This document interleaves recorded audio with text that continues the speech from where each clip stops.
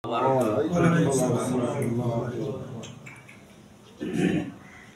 hamdalillah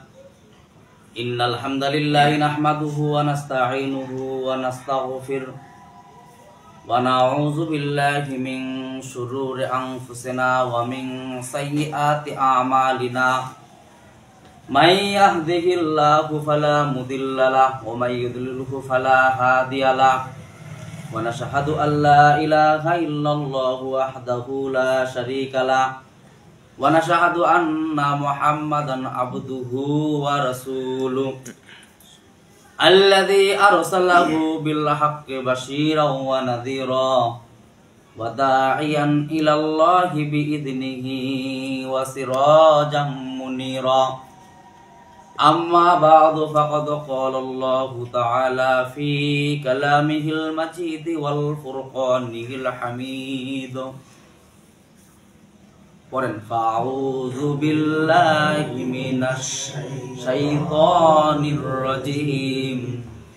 Bismillahirrahmanirrahim.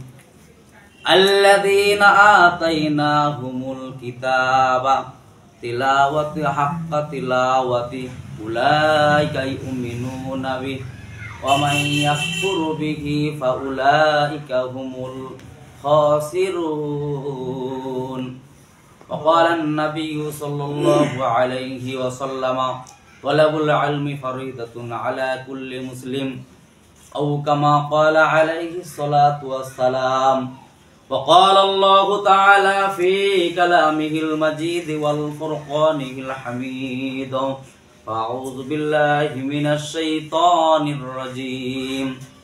إن الله وملائكته يصلون على النبي يا أيها الذين آمنوا صلوا عليه وسلموا تسليما.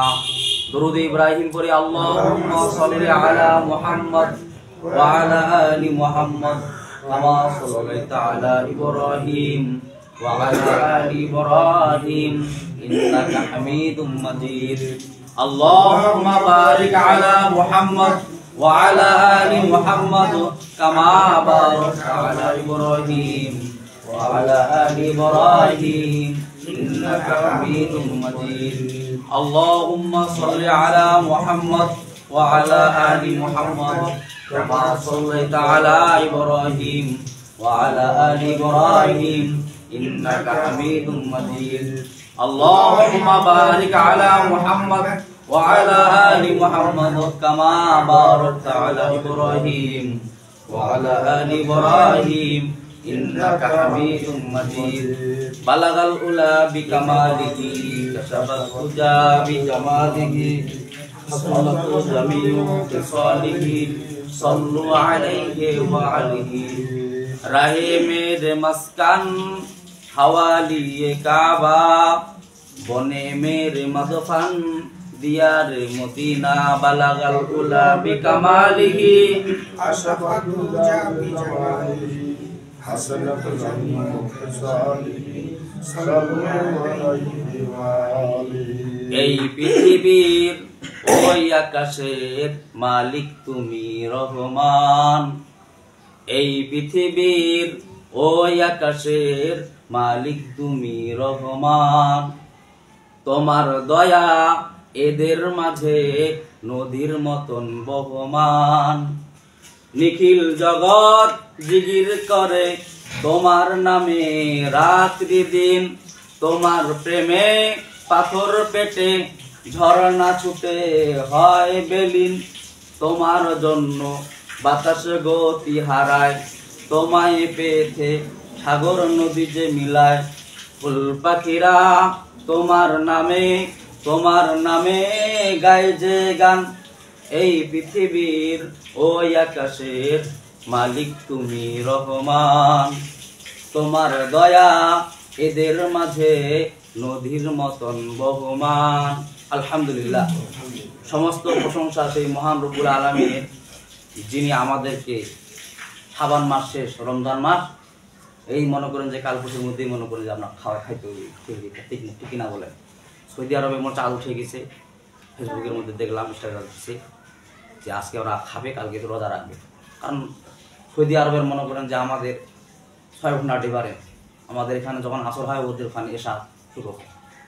তার মানে এটা এখন বোঝা যায় যে ওরা একদিন আগে আমাদের ঈদ হয়ে যায় এবং কি রোজা শুরু হয়, ঠিক না? ওই হিসাবে আমাদের মনে করেন যে কালকে মানে শুরু হবে আমাদের মনে শনিবার। হ্যাঁ শনিবার, হ্যাঁ জি তাই। তো রমজান মাসটা বরকতিয়া মাস, এই যে শাবান মাস আমাদের কাছ থেকে বিদায় নিল। বিষ্ণুনবীজি শাবান মাসের আসলে একটা দোয়া করতেন এবং কি শাবান মাস নিয়ে একটা বিষ্ণুনবীজি বলতেন শাবান শাহরি বা শাহরুল্লাহ রমাদান। শাবান মাস হলো আমার মাস আর রমজান মাস হলো আল্লাহ তাআলার মাস। শাবান মাস একটা বরকতিয়া মাস, এই যে মাসটা চলে গেল, আবার রমজান মাস আমাদের সামনে। আল্লাহ পাক কত সুন্দর একটা মাস দান করলেন। এই মাস সারা বছর একবারই দান করে, ঠিক কিনা বলে? যার ভাগ্য নসিব জুটে সে পায়, আর যার জুটে না অনেকজন আবার রমজান মাস পায় আর ডিনাই করে। তার মানে কি রোজা রাখা, রোজার যে তাৎপর্য আল্লাহ পাক এই যে এই রমজান মাসটাকে বরকত মাস বা কেন বললেন, কারণ এই মাসেই আল্লাহ পাক কুরআন নাযিল করেছেন বলেছেন। আজকে জুমার খুতবার আলোচ্য বিষয় হলো কুরআন বিষয়ে আলোচনা। এই যে রমজান মাস আছে, রমজান মাসে আল্লাহ ভাগ ভাগ করে দিচ্ছেন খুতবাটাকে। কেমন করে ভাগ করে দিচ্ছেন? প্রথম রমজানে দিয়ে দিচ্ছেন আপনার কুরআনের বৈশিষ্ট্য, দ্বিতীয় খুতবাতে দিচ্ছেন আবার ডাকাতের বৈশিষ্ট্য, তারপরে মনে ফেতরা, তারপরে ঈদের বর্ণনা। রমজান মাসটাকে 4টা জুমায় আবার 4টা খুতবা বর্ণনা দিয়ে দিচ্ছে। যেমন মনে করেন যে এই শাবান মাসের এই গত জুমায় রমজানের আলোচনা করছে কিনা বলেন? রমজানের আলোচনা করছে, কারণ তখন রমজানের আলোচনা ছিল। খুতবাকে আল্লাহ পাক এই যে আলেম ওলামাগণ, কিরাম মুফাসসিরগণ খুতবাকে ভাগ করে দিয়ে দিয়েছেন। মাসটাকে 4টা জুমা করে 4টা খুতবা ভাগ করে দিয়েছে। মানে যেই জুমায় যেই বৈশিষ্ট্য, সেই জুমার সেই বৈশিষ্ট্য আলোচনা মানে মুফাসসিরগণ ব্যাখ্যা নিয়েছে, এবং কি কোরআন থেকে হাদিস থেকে টানে টানে নিয়ে আসে। এই জন্য আমরা আলেম ওলামার অনুসরণ করবো। কার অনুসরণ করবো? আকাবিরদের অনুসরণ করবো। আকাবিরা যেভাবে আমাদেরকে রাস্তা দেখাই দিচ্ছেন সেভাবে আমাদের কি করতে হবে? আমাদেরকে অনুসরণ করতে হবে। কারো কথা নিয়ে আলোচনা করা যাবে না। কারণ কোরআনটা নাজিল করেছেন কে? আল্লাহ তাআলা নাজিল করেছেন। ডিনাই করে, তার মানে কি রোজা রাখা, রোজার যে তাৎপর্য আল্লাহ পাক এই যে এই রমজান মাসটাকে বরকত মাস বা কেন বললেন, কারণ এই মাসেই আল্লাহ পাক কুরআন নাযিল করেছেন বলেছেন। আজকে জুমার খুতবার আলোচ্য বিষয় হলো কুরআন বিষয়ে আলোচনা। এই যে রমজান মাস আছে, রমজান মাসে আল্লাহ ভাগ ভাগ করে দিচ্ছেন খুতবাটাকে। কেমন করে ভাগ করে দিচ্ছেন? প্রথম রমজানে দিয়ে দিচ্ছেন আপনার কুরআনের বৈশিষ্ট্য, দ্বিতীয় খুতবাতে দিচ্ছেন আবার ডাকাতের বৈশিষ্ট্য, তারপরে মনে ফেতরা, তারপরে ঈদের বর্ণনা। রমজান মাসটাকে 4টা জুমায় আবার 4টা খুতবা বর্ণনা দিয়ে দিচ্ছে। যেমন মনে করেন যে এই শাবান মাসের এই গত জুমায় রমজানের আলোচনা করছে কিনা বলেন? রমজানের আলোচনা করছে, কারণ তখন রমজানের আলোচনা ছিল। খুতবাকে আল্লাহ পাক এই যে আলেম ওলামাগণ, কিরাম মুফাসসিরগণ খুতবাকে ভাগ করে দিয়ে দিয়েছেন। মাসটাকে 4টা জুমা করে 4টা খুতবা ভাগ করে দিয়েছে। মানে যেই জুমায় যেই বৈশিষ্ট্য, সেই জুমার সেই বৈশিষ্ট্য আলোচনা মানে মুফাসসিরগণ ব্যাখ্যা নিয়েছে, এবং কি কোরআন থেকে হাদিস থেকে টানে টানে নিয়ে আসে। এই জন্য আমরা আলেম ওলামার অনুসরণ করবো। কার অনুসরণ করবো? আকাবিরদের অনুসরণ করবো। আকাবিরা যেভাবে আমাদেরকে রাস্তা দেখাই দিচ্ছেন সেভাবে আমাদের কি করতে হবে? আমাদেরকে অনুসরণ করতে হবে। কারো কথা নিয়ে আলোচনা করা যাবে না। কারণ কোরআনটা নাজিল করেছেন কে? আল্লাহ তাআলা নাজিল করেছেন। কোরআনের বৈশিষ্ট্য নাজিল করেছেন কে? কোরআনের তাৎপর্য নাজিল করেছেন কে? রমজানের বৈশিষ্ট্য এবং ফেকা নাজিল করেছেন কে? আল্লাহ তাআলা সব নাজিল করে দিয়েছেন। আল্লাহ তাআলা নাজিল করে দিয়ে আবার আলেম ওলামা থেকে মুফাসসিররা বলতেছে যে তুমি তোমার কোরআন অনুযায়ী তোমরা আলোচনা করো, ঠিক না? কারো কোনো কথায় আলোচনা করা যাবে না। কোরআনটা যেভাবে আসে সেভাবেই আলোচনা করতে হবে। যেমন আল্লাহ পাক কোরআনের মধ্যে কোরআনের বৈশিষ্ট্য দিচ্ছেন। কোরআন এটা এমন একটা জিনিস, কোরআনকে জিজ্ঞাসা করেন এই কোরআন তোমার নাম কি? তোমার নাম কি? এটা তুমি কি কিতাব? তুমি কি? তুমি কি? বাস কোরআন বলতেছে বাল্লুয়া কোরআন মাজিদ, আমার নাম কোরআন মাজিদ। মানে কি? মাজিদ মানে ভদ্র কোরআন। আবার কোরআনকে জিজ্ঞাসা করেন তুমি কোন মাসে নাজিল হইছো, কত তারিখে নাজিল হইছো, সব কথা কোরআনের মধ্যে আছে না নাই? আল্লাহ বলে ইন্না আনজালনাহু ফি লাইলাতিল কদর। আল্লাহু আকবার। 27 রমজানে কত রাতে আমি নাজিল হয়েছি। কোরআনকে জিজ্ঞাসা করেন কিসের জন্য নাজিল হইছো, কোন মাসে নাজিল হইছো, সেই কথা বলেন শাহরু রমাদানাল্লাযী উনজিলা ফীহিল কুরআন। আমি রমজান মাসে নাজিল হয়েছি। আল্লাহু আকবার। কোথা থেকে এসেছো? বালুয়া ফির ফি লাফি মাহফুজ, মাহফুজ থেকে আমি কোরআন নাজিল হয়েছি। আল্লাহু আকবার। অনেক কিতাব আছে, আপনি পড়েন, কোন সওয়াব আছে নাকি? কোরআনের মধ্যে একটা অক্ষর বলে 10 নাকি আছে না নাই? আজ রমজান মাসে পড়েন 70। কোরআন একটা কেমন একটা জিনিস, কিতাব আল্লাহ নাজিল করলেন। এক বুজুর্গ আল্লাহর কাছে দোয়া করতেছেন, এই বুজুর্গ যে আল্লাহ আমি দুনিয়ার বুকে যেভাবে কোরআন তেলাওয়াত করি কবরের মধ্যে যেন এরকম করে তেলাওয়াত করতে পারি সেই তৌফিক আমাকে দান করে দিয়েন। আল্লাহু আকবার। সেই বুজুর্গ মৃত্যুবরণ করলেন। মৃত্যুবরণ করার পরে বাস গুনগুন করে কোরআন তেলাওয়াত করতেছেন। হঠাৎ করে একজন লোক আসতেছেন, উনি কিন্তু পাপাচারী লোক। পাপাচারী লোকটা গুরুস্থান বাড়ি দিয়ে আসতেছেন। হঠাৎ করে কবরের মধ্যে গুনগুন আওয়াজ শব্দ শোনা যায়, কোরআনের তেলাওয়াত শোনা যায়। এই পাপাচারী বলতেছে, সর্বনাশ, এটা তো খুব ভালো লোক, দুনিয়ার বুকে কত সুন্দর ভালো আমল করছে, যার কারণে কোরআন কবরের ভিতরও গুনগুন করে তেলাওয়াত করতেছে। আওয়াজ শুনে ওই লোক বলতেছে, ওই বুজুর্গ লোকটাকে বলতেছে, তুমি না কত ভালো, কত আল্লাহর কাছে প্রিয়, তুমি মারা যাওয়ার পরেও কোরআন তেলাওয়াত করতেছো কবরের মধ্যে। এই কথা বলার পরে ওই লোকটা বলতেন সুবহানাল্লাহ। যখন সুবহানাল্লাহ বললেন, সুবহানাল্লাহ পরে ওই মৃত্যু ব্যক্তিটা যে কবরের মধ্যে কোরআন তেলাওয়াত করতেছে, ওই লোকটা বলতেছে আমি 22 বছর ধরে এখানে কোরআন তেলাওয়াত করি। আল্লাহু আকবার। 22 বছর ধরে কোরআন তেলাওয়াত করি আমি, এই 22 বছরের সমস্ত সব তোমার আমলনামায় নিয়ে দাও, আর সুবহানাল্লাহ সবটা আমাকে দাও, 2 সেকেন্ডের সুবহানাল্লাহ সবটা আমার আমলনামায় দিয়ে দাও। তার মানেটা কি, মৃত্যুর পরে কোরআন তেলাওয়াত কোনো কাজে আসবে নাকি? জীবিত অবস্থায় কাজে আসবে। আমরা মৃত্যু লোকের জন্য কোরআন তেলাওয়াত করি, খতমি করি, অথচ মৃত্যু লোকের জন্য কোরআন তেলাওয়াত করে কোনো লাভ নেই। কোরআনটা জীবিত কোরআন, জিন্দা কোরআন, ঠিক কিনা বলেন? জীবিত লোকের জন্য কোরআন তেলাওয়াত করেন, তাইলে আপনি আমলনামায় আপনার সব লিপিবদ্ধ হবে। কত লোকটা তো যার আমল নিয়ে চলেই গেছে কবরের মধ্যে, ঠিক কিনা বলেন? ভালো করেও গেলে নিয়ে গেছে, খারাপ করে গেল, মৃত্যু লোকটা মারা গেছে করে গুনগুন করে তেলাওয়াত করে। অথচ জীবিত লোকের জন্য কোরআন, কোরআনটা কার জন্য? জীবিত লোকের জন্য কোরআন। আল্লাহ তো ওই কোথায় সূরা বাকারার মধ্যে 121 নম্বর আয়াতে বলতেছেন যে কোরআনটা হলো জীবিত লোকের জন্য, যারা মুমিন তাদের জন্য কোরআন। কোরআনটা আমরা আলমারির ভিতরে রাখি আর গল্পের বইখানা খুলে রাখি, গল্পের বই পড়ি, উপন্যাস পড়ি। হ্যাঁ, এত টাকা কিস্তি আইছে, এত টাকা হার আইছে, এগুলো বসে বসে পড়ে, কিন্তু কোরআন পড়ে না।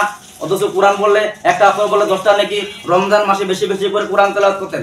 রমজান মাসে 4টা আমল করতেন আল্লাহ রাসূল, বেশি বেশি করে কালেমা পড়তেন, কোরআন তেলাওয়াত করতেন, তারপর কি রমজানে তারাবি যথাযথ আদায় করতেন এবং ফরজ রোজা যথাযথভাবে পালন করতেন। আল্লাহু আকবার। এই 4টা আমল বেশি বেশি করে বিষ্ণু নবী করতেন। আর বলতেন যে রমজান মাস আসছে ওই আমল করার জন্যই। আল্লাহু আকবার। রমজান মাসে আমরা আমল করতে চাই না। অথচ সূরা বাকারার 121 নম্বর আয়াতে আল্লাহ বলতেছেন, আল্লাযীনা আতাইনাহুমুল কিতাবা হাক্কা তিলাওয়াতি উলাইকা ইউমিনুনা বি ওয়া মান ইয়াকফুরু বিহি ফাউলাইকা হুমুল খাসিরুন। আল্লাহু আকবার। কোরআন শরীফটা আছে তোলা, গল্পের বইখানা থাকে খোলা। কোরআন শরীফটা আছে তোলা, গল্পের বইখানা থাকে খোলা। ধর্মের কথাতে বসে না তো মন, ধর্মের কথাতে বসে না তো মন, টিভি সিনেমায় কাটে সারাটা জীবন। চুলদারি পেকে গেল তবু হলো না তো হুশ, হে মানুষ হে মানুষ। আল্লাহু আকবার। আমরা কি করি? কোরআন শরীফটা মাথাকে তুলে রাখি আর গল্পের বইটা, এজন্য বন্ধু বলতেছেন কোরআন শরীফটা আছে তোলা, গল্পের বইখানা থাকে খোলা। কোরআন শরীফটা আছে তোলা, গল্পের বইখানা থাকে খোলা। ধর্মের কথাতে, কোরআন হাদিসের কথাতে বসে না তো মন। আল্লাহু আকবার। কোরআন হাদিসের কথা কোনো মনোযোগ দেয় না, দেন মনে কিছু মনে করেন। টিভি সিনেমাতে কাটে সারাটা জীবন, অমুক নাটকটা খুব সুন্দর, অমুক নাটকটা খুব ভালো। অথচ সব হবে না, গুনাহ হবে, গুনাহ কামাই হবে। এক লোক সুবহানাল্লাহ আলহামদুলিল্লাহ পড়তে আছে, বলে আমি সবসময় সুবহানাল্লাহ আলহামদুলিল্লাহ পড়ি। টেলিভিশন দেখে যায়, বলে খারাপ সিন ছিল, বলে তখনও সুবহানাল্লাহ বলি, ভালো সিন আছে তারপরও সুবহানাল্লাহ বলেন না, নাউজুবিল্লাহ। হায়রে মানুষ, চুলদারি পেকে গেল তবু হলো না তো হুশ, হে